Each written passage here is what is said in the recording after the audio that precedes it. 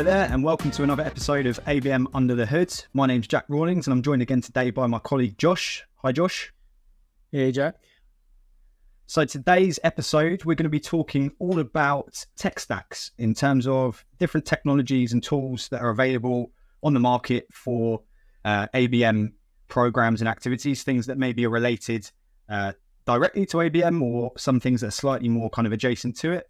And specifically kind of trying to define what we think of as our kind of base level tech stack that's needed for an ABM program versus a kind of maybe more sort of scaled up tech stack, and then kind of like what maybe a gold tier, like top of the range, if you had all the budget available type tech stack would be.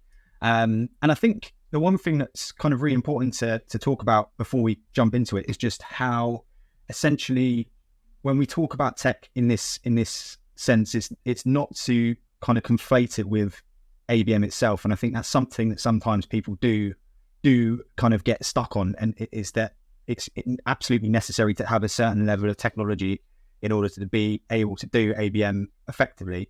And actually, you know, hopefully what we can kind of show today when we jump into it is that even with some of the kind of more that more sort of rudimentary side of the kind of tech stack picture, there's still a lot of impact and effectiveness that you can gain from it. So just to kind of add that caveat at the beginning. But in terms of, I guess, thinking about that sort of more basic side of the scale, what would you say, Josh, is a kind of minimum viable tech stack for an ABM program? Is there a specific kind of set of tools or types of tools that you would have in mind at that kind of level? So yeah, I would say to kind of add to your point, I think exactly what you said. For a basic kind of pilot ABM program, it's important not to get too carried away with technology. We have a motto at the agency really, which is strategy first, technology second. And we kind of always try and talk about that with clients who are in the early stages of setting up an ABM program, specifically if they don't have kind of ABM technology in place already, or they're fairly new to kind of ABM. Because obviously one of the things that we see a lot is people think that ABM is just intent data, programmatic display ads aligned to that intent data, and you need all of that to be able to actually do it in a sophisticated way. Ultimately, you can go to market and engage with accounts in a very rudimentary, basic way. Just if you've got their email address and email marketing platform, you can still engage with them in an ABM way. And by that, I mean personalized communication, tailored kind of value proposition. You can still do that with something as simple as just a list of emails and an email platform.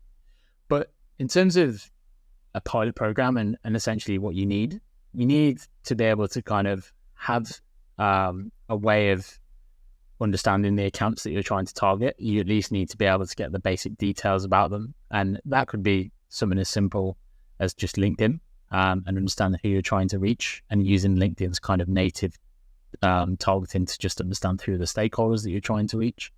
You need to be able to kind of execute a campaign. So that could be simple kind of paid advertising. It could be, as I said, email marketing platform. Some form of kind of marketing automation is helpful within a pilot program. So it's not everything has to be done manually. But I know a lot of people say that the kind of magic of ABM is that not everything is automated. So yeah, you need to be able to know who you're going after, you know how you're going to actually reach them and engage with them.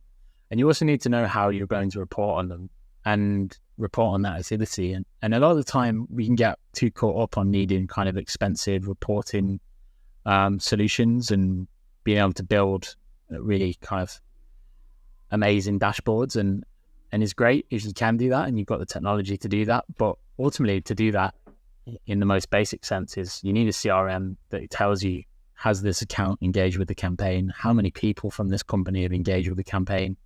And can that output kind of information that can then be analyzed to know what was the account status before the campaign and then what is it after the campaign? So yeah, 3 things. You need to know who you're going after, how you're going to reach them, and how you're going to report on it. Yeah, I think that's a really, really good, simple kind of methodology for that initial sort of setup pilot phase of a program. And I think, arguably, I've seen it done where you don't actually even use a CRM for that. If you've got spreadsheets and time, and it really does require time, then you can do it all very manually in spreadsheets, right? But obviously, yeah, as soon as you bring a CRM into the mix, some of those slightly more manual tasks are automated and taken off your plate. I do think that what level of kind of automation you opt for in the early days will depend very much on the type of ABM program that you're running. So if you are going for a one-to-many ABM program to start with, then you're probably going to want to lean more towards bringing in some of those kind of automation tools, whether that is marketing automation, within a CRM, or whether it's a separate tool, potentially looking at, ad platform stuff as well that can target, by data, IP, cookie, whatever kind of data you want to feed into it. But I think if you're doing a one-to-few or a one-to-one program, it might be better served. You might be better served to spend your money, your budget on potentially things like personalization tools, in things that help you with developing content. So I'm thinking of tools like Follows or Turtle, these kind of platforms that create what feel like incredibly personalized experiences for an account level, but actually, are reasonably easy to scale across multiple accounts. That kind of tool, potentially, if you're going down the one-to-few or one-to-one route, might be more valuable because you're talking about a smaller number of accounts. You don't necessarily need that kind of mass marketing automation type tool, for email sends or whatever it might be. So I think there is a consideration there depending on which type of program you're going to be running to begin with. Yeah, I really agree. Yeah, and so in terms of kind of where the difference between this kind of stage of like a basic kind of MVP tech stack and the next level up, like what is there anything that you would say is lacking that, if in an ideal world you would bring it in the early days, but if you don't have the budget, you can do without? Is there anything of that ilk? Yeah, I would say the big kind of game changer once you get kind of past that initial pilot phase, or even if you can bring it into the pilot phase, but if we're talking about how do you go from a basic tech stack to kind of a more sophisticated tech stack, I think the big game changer there is intent data. If you can connect a third-party intent data source that helps you to kind of direct your resource that you have and use it in a more efficient way, I think that can make your ABM program kind of soar, really, because it means that you're being kind of a lot more focused on the signals that you're getting from the market, because otherwise you have to figure that out manually through first-party intent data and sending kind of campaigns out and seeing what the response is, and third-party data can help you. And just a caveat to say that it shouldn't be used as the only kind of source of information when you're considering kind of who you're going to go after, but it's a massive kind of driver for being able to be more efficient with what you're doing and targeting the people who are more likely to engage. Yeah, absolutely. I think it comes down to being able to, it helps you prioritize your efforts better. It's a signal, it's a strong signal. If you can, I think the ideal, the sweet spot really is some combination of first and third party intent data, as well as having, the research, desktop research and other insights kind of done as well on the accounts. I think that all combined is where you're gonna see the real impact. But in that sort of scale up phase, as you say, like what will take it from a kind of an early days kind of pilot program into a more scaled up, effective kind of machine of an ABM motion, it's going to be bringing intent data into it. And you might also consider second party intent data at this point as well, or second party data, depending on how you want to kind of define it. But something like you've got it's called Dealfront now. It used to be Lead Feeder. There's Lead Lander. There's lots of other tools, Snitcher, couple of other tools like that essentially you plug into your site and you can get a view of the accounts that are engaging that you might otherwise not have a view of. You might not be able to see them through Google Analytics or whatever. You can see these accounts on your active on your site, which pages they're visiting, etc. So that's also a good one. If you've got, they tend to be quite cheap as well, relatively speaking. So potentially bringing second party data into the mix reasonably early on, or just as you're about to start scaling up, I think is potentially a good idea as well. So then if we were to kind of move into that next phase then, so we've kind of got from, we've set up our pilot program, maybe we're like 3 to 6 months into an ABM program. We've started to see a few kind of positive signals and results coming through. We've got the basics, the fundamentals kind of set up. What's the next kind of stage of tech that we would be looking at when you're kind of scaling up, maybe thinking about, the next year of activity of an ABM program? What tools or types of tools would we be potentially thinking about at that stage? Yeah, I think at that stage, you're looking at kind of the big ABM platforms, things like Demand-Based, Terminus, 6sense, orchestration tools that can connect everything together and really kind of drive home the value of intent data and the approach of an ABM program.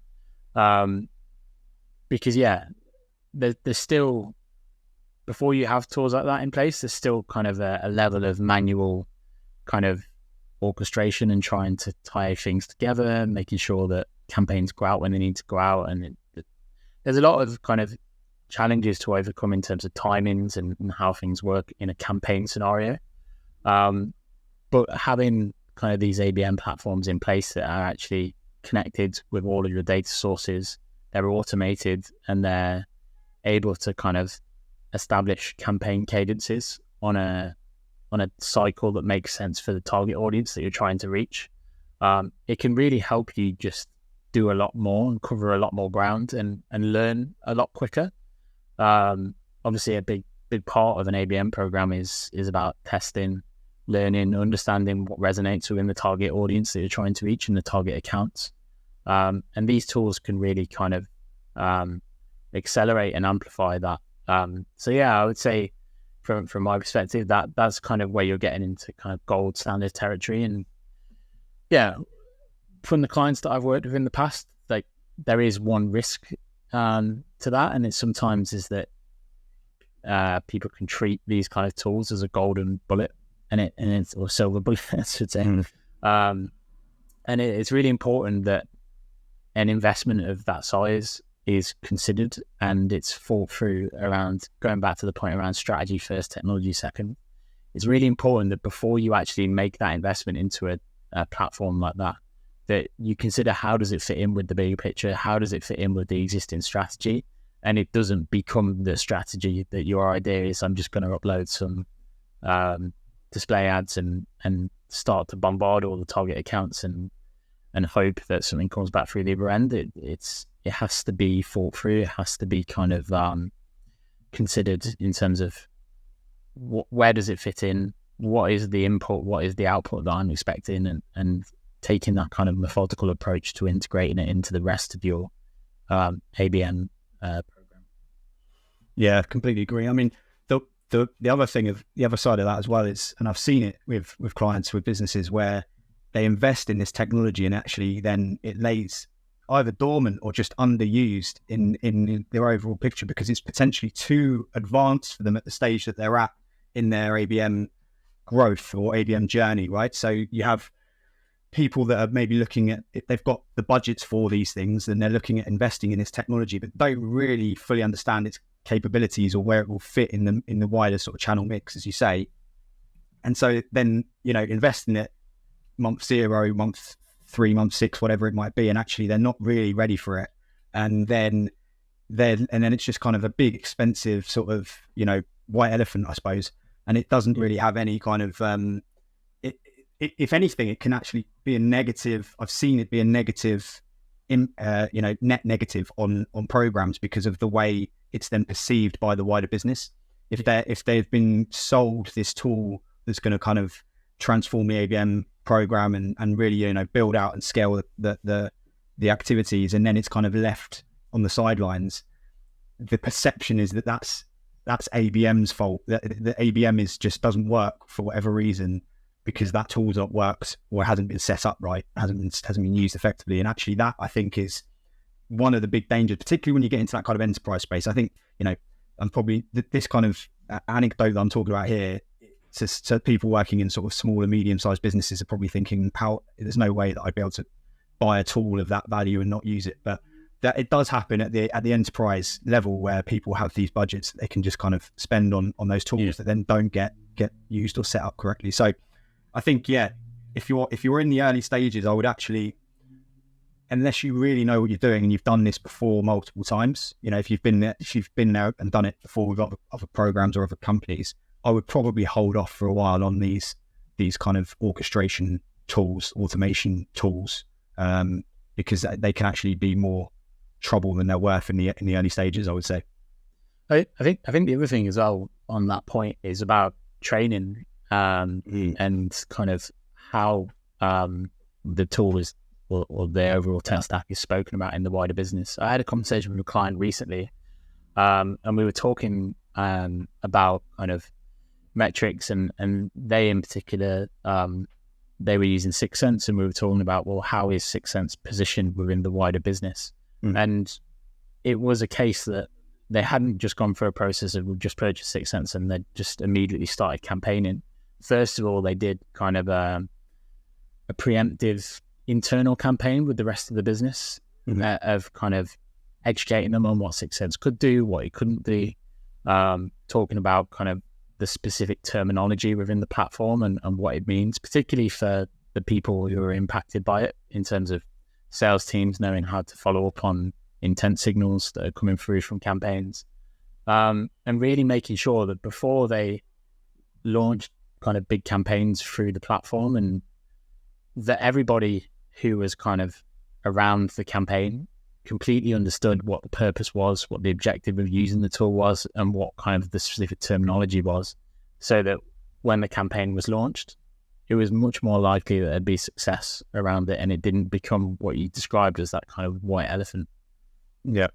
I think that's absolutely spot on, because essentially what we're talking about is demystifying the tool and its use case, right? I think there's a temptation for people in ABM, for marketers particularly in ABM, that will be to, with some of these tools, and to kind of almost keep them a bit hidden, almost kind of their baby, they want to own it and not really kind of share it. But I guess partly due to concern around like misuse of it, or misunderstanding, misappropriation, potentially even contamination of the data and things like that, which you see, you definitely see the more people get involved in these things that can happen. But I think you have to have that level of openness with the wider business about what it's being used for, how it's used, what the specific kind of methodology and system that you've got in place for it is, what the outputs are going to be, all of that kind of stuff, because otherwise they either view it as something that's irrelevant to them and therefore they're not going to bother, and when you do want to get their buy-in, or you do want to get their kind of thoughts and input on it, they're not interested, or they'll view it as this kind of special, magical thing that sits over in the corner that must do something amazing because of the amount of money that was invested, and the ABM team are always going on about it, but not really sure what it does. And you kind of want to avoid both of those scenarios. You want to make it so that it's like very clear, this is what it does, this is what it doesn't do, and this is what you're going to get from it in whatever role that is, if you're in sales or customer success or whatever it might be. Yeah. You actually touched on something there as well, which has brought something else to mind. A light bulb went off in my head when you said the word data. Yeah. Because all of what we're talking about here, in terms of your most basic tech stack through to kind of the most advanced tech stack, all of it only works if you've got the right data. So it's super important that before kind of even embarking on an ABM program, that there's been kind of due diligence on all of your kind of CRM data or just databases of accounts that you're trying to target, and making sure that what you're putting into these tools is clean, it's relevant, it's valid, because otherwise you can very quickly spend a lot of money and waste a lot of budget on targeting accounts on the back of bad data. Yeah. But just along those kinds of lines, I suppose from your perspective and your experience, kind of what are some of the other bigger challenges like data and that kind of thing when it comes to successfully implementing an ABM tech stack?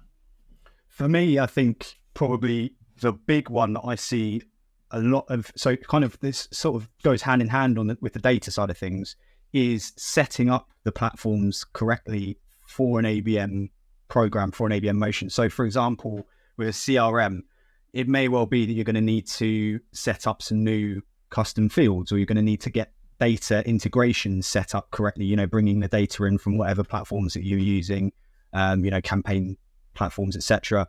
It might be that you need to set up specific reporting, dashboards or ways of using the data.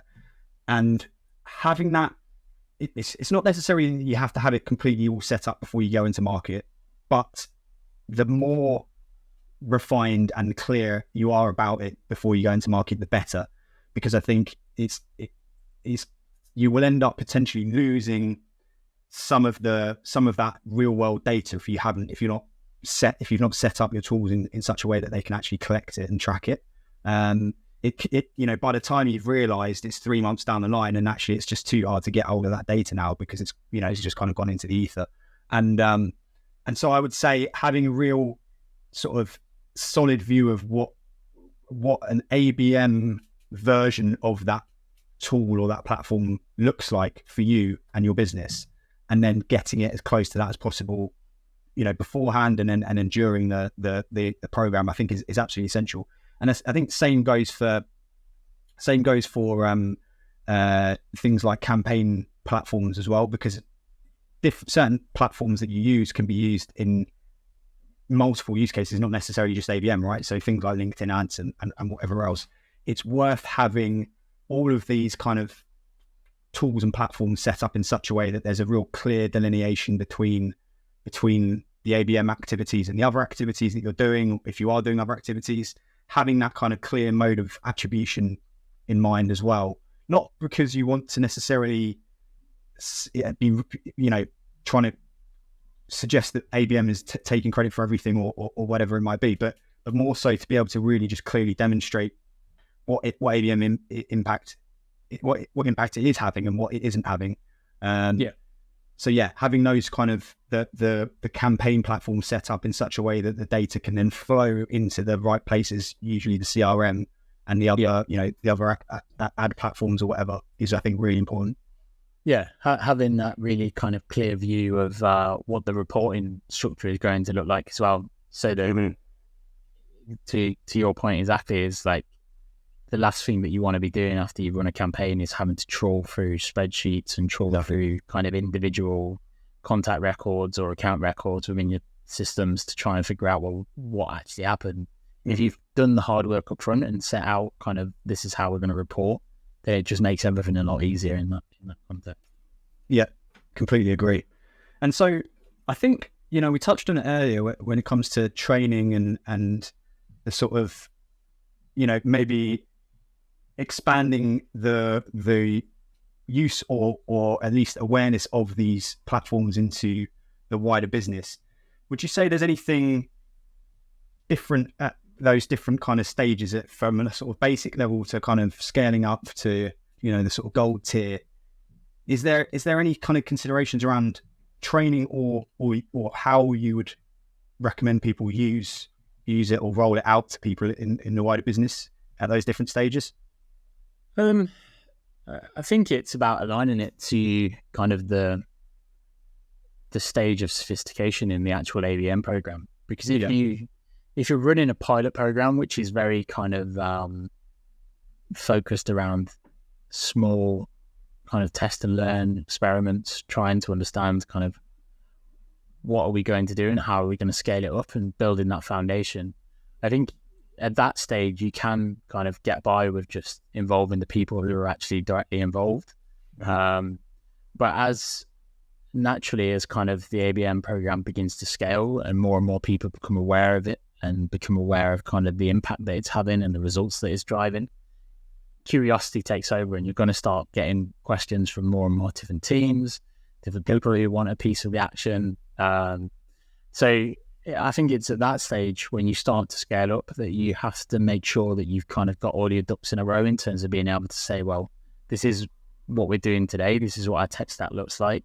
This is the kind of inputs, and this is what we're getting out of it. This is how we're driving results today and what those results are.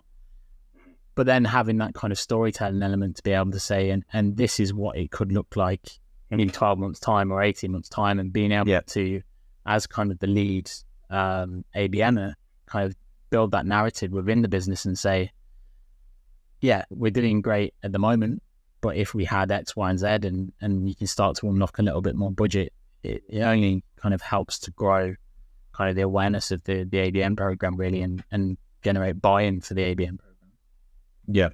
Yeah. I think that's absolutely spot on. So I guess one sort of final question from my side, what would you say, I think something that I think people are going to potentially ask a lot is, how do I know when it's time to bring in a new tool? It's not as linear as to say, how do I know when to go from a basic tech stack to a scaled up tech stack to a gold tier? Because you're never going to go in that kind of, that way. It's going to be a lot more kind of zigzag. But what would you say are the kind of key points or milestones, either time wise or in practice in the actual program, when that's a clear sign that it's time to bring in a new tool? Obviously it's going to depend a little bit on the type of tool that we're talking about, right? But anything that sort of springs to mind there? Yeah, no, it's kind of the classic example is it depends. Because there's so many variables. It's what budget you have available, what accounts are you trying to reach, how complex are the accounts. If you're kind of going after massive enterprise businesses, then you may need a level of sophistication that you don't currently have. And if you find that you're trying to kind of research and engage with these businesses and you're just not getting to where you need to, then maybe that's a trigger to think, well, do I need to invest in something that's going to help me unlock those doors? But yeah, I mean, I don't see there being kind of a linear process. It's just once you start to feel that you're not getting everything that you can out of the existing tools that you have, then maybe that's when you can start to build it out. And also it comes down to playing out the kind of efficiency gains. Because if you're a small ABM team, maybe just one ABMer, maybe you've got a few people who are on the ABM team, you can do so much, but we've all only got so much time in the day. And if it starts to get to the point where you're working back to back all the day and you're starting to feel that you need additional help, then it could be that there are tools out there that you can invest in to actually start to scale and do it in an efficient way. So that's another trigger that could be taken into consideration, is just around efficiency gains in terms of, would investing in a tool allow me to do more with the time I've got today? Yeah, it's leverage, isn't it? It's finding a way to kind of two times, 3 times, 5 times, 10 times, whatever the amount of hours that you've got in a day, essentially by investing. But and I guess the other consideration that you can factor in as well is the value, the ROI of investing in these tools, right? That it's not necessarily a simple calculation to do. There's quite a lot of factors that you have to kind of put in, and some of it's going to be somewhat subjective as well, depending on how much you value your time and things like that, or your team's time. But there are calculations you can do to kind of say, right, well, if this tool helps me do X, whether that's send 10 times more emails, or whether that's engage 10 times more accounts, or engage accounts in 10 times a better way, however you define that kind of calculation can be then weighed up against the cost of the tool. And likewise, you could even go as far as actually starting a revenue and saying, like, by having this tool, it's going to actually get me this amount in close one pipeline, based on the different stages that it's going to help me out, progress through. Yeah, I think the other thing to consider is around the program type as well, because as we kind of touched on at the start, you can, in theory, do one-to-one ABM with a fairly low-cost, low-maintenance tech stack because you're only having to focus on one account, and a lot of the kind of resource there goes into research, which is not necessarily reliant on at-scale technology. But if you suddenly find that you're seeing success with one-to-one and one-to-few ABM programs, it may become a business imperative to start looking at how can we scale it to a one-to-many. And that may actually be the trigger that all of a sudden you need to start thinking at scale. And when you're doing things at one-to-one, it's not so easy to just apply that to hundreds up to thousands of accounts. So that's another area where it's really important to consider, well, can a tool actually help me achieve that? Yeah, it's a good point. Yeah, we've got a couple of questions from a community on LinkedIn. So the first one is around the kind of best value for price kind of platforms in terms of ABM, specifically with a focus on kind of the pilot phase versus more mature ABM programs. That's from Tanya at Criteo, and I think it is a really good question because specifically in that kind of differentiation between the pilot and the kind of scaled up program, what is going to bring the most value? And I think, we've touched on it a little bit. I think, would you agree, probably pound for pound, it's going to be intent data, right? Bringing that into the mix. Yeah, I would agree with that. I think ultimately, the way that we look at the technology stack is that there's different tiers within every kind of category of tool that you could need. Like you can get intent data and pay, I don't know, £500 a month, or you can get intent data and pay 50 grand a month, depending on kind of what you actually need and how sophisticated you need the platform to be in terms of what happens with that intent data next. Yeah. So I find it difficult to answer the question based on the value alone, because the value is subjective to kind of where you're at in your program and what you're actually trying to achieve. But when we're kind of talking about how does it progress from a pilot program into kind of a more sophisticated, mature ABM program, I would say absolutely intent data, but also that orchestration element and automation element. Ultimately, the thing that you can't buy is time. And if you can do more with technology than you can without, then particularly when you're talking about at scale programs, then that you can't really put a price on that if it's driving results. Yeah, it's a good point. It's a very good point.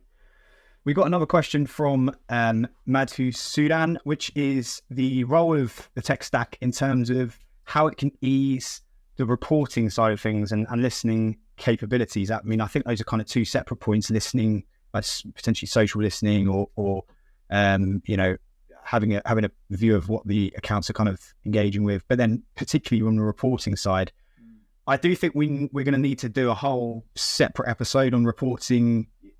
It's a much bigger topic than can be covered, on just a single question like this. But would you say there's much differentiation between the kind of reporting that's needed in those different types of tech stacks or stages? If a basic level of reporting versus a scale up versus a kind of top standard, is there any kind of differences? I don't see there being differences in the principles. I think ultimately you're still trying to report on kind of account engagement, qualifying those accounts and understanding. Where it becomes more difficult to do is when your kind of campaigns becoming a lot more sophisticated. You've brought more channels into the mix, and you've got different data points, different data sources that you need to gather all in one place and translate into something meaningful. Because there's no use really having kind of a load of LinkedIn campaign data that says an account's doing X, Y, and Z on LinkedIn if it's in a silo and you can't actually marry that up to what's happening with your email campaigns or with your programmatic campaigns. So I think really that the role of the tech stack in all of that kind of context is about bringing everything into one place, as cliche as it is, bringing it into a single source of truth and empowering the ABMer to actually make decisions and use that data as a guide really for how they're going to progress the campaign and optimize the campaign. So that's kind of how I view it. Is it's about kind of the sophistication doesn't really make that much difference in terms of the principles. It's about the principles remain the same. It's just about how complicated it is to actually achieve what you're doing. Yeah, and I think at the basic level, potentially when it comes to reporting, you're able to do a lot of it manually because you might maybe only have a few channels in market, and so the data in terms of bringing those data sources into a single source of truth, as you say, is something that can be done reasonably easily. I'd say it's still quite time intensive, but it's an easy enough thing to do manually, right? So you're whether that's into your CRM or even into spreadsheets or whatever, or a reporting dashboard tool. When it gets more complex, when you start adding either more accounts, maybe you're running multiple ABM programs at once. Maybe you've got different products that you're doing campaigns for. Maybe you've got just more channels that you're running. That's where I would say it becomes really, really useful to have a reporting tool or a tool that can combine all of that data in a more automated way. There are things that you can use that plug into your CRM, for example, that will kind of bring the data in. You can do it with APIs and things like that. But a way to kind of more, in an automated fashion, bring that data into a single view, I think is a huge benefit as you grow in an ABM program. But actually, for me, I prefer to start with doing it manually. I think it's better to start, first of all, gathering that data manually. If you're starting from zero, start gathering that data manually, because then you've got a really clear picture of where it's all coming from, what's what the sources are, why you're collecting it. Is it actually relevant for you to be collecting it? All of that. If you start with the automation, sometimes you're collecting stuff that's you're just collecting it for the sake of collecting it. So I think having doing it manually to start with gives you that it shows you what's worth prioritizing, what data is worth prioritizing, essentially. And then then you can scale it up with the automation afterwards. Yeah, and that's a really good point, because ultimately what we're talking about here is, what does the rest of the business see value in it? And if you've got a dashboard and a report that's got hundreds of metrics in it, but the only thing that someone cares about is, well, what does that mean from revenue? Then all of those metrics suddenly become kind of obsolete, because they're not telling the story. So you always have to, within an ABM mindset, you always have to apply that kind of narrative storytelling approach to everything that you do, to be able to kind of make it meaningful to the business. So yeah, that's a really good point as well. Yeah, absolutely.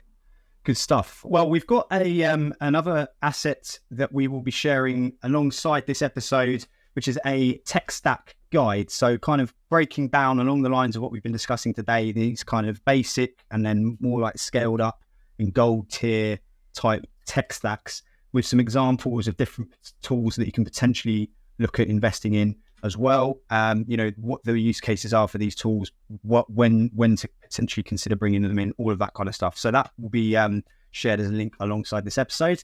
Hope you found it valuable and useful today, and thanks very much, Josh, for chatting with me, and looking forward to catching up again soon. Yeah, thanks for having me, Joe.